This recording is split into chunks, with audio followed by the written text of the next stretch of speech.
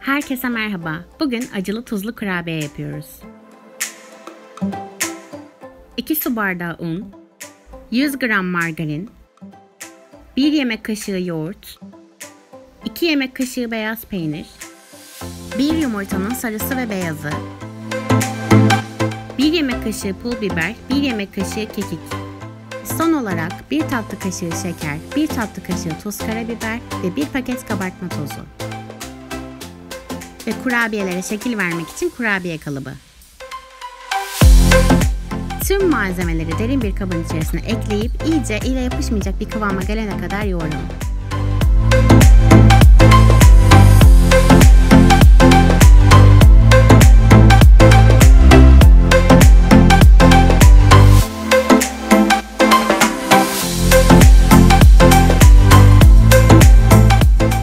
Yoğurduğumuz hamura istediğimiz bir kalıpla şekil verelim.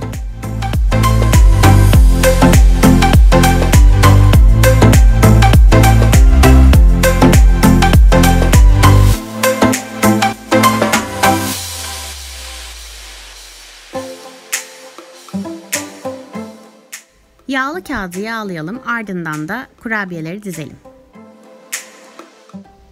Üzerlerine yumurta sarısı sürüp fırına gönderelim.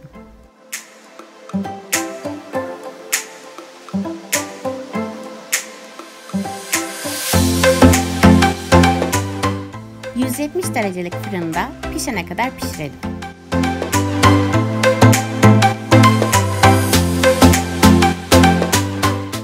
İşte hazır. Farklı bir tuzlu kurabiye tercih etmek isterseniz bu tarifi mutlaka deneyin.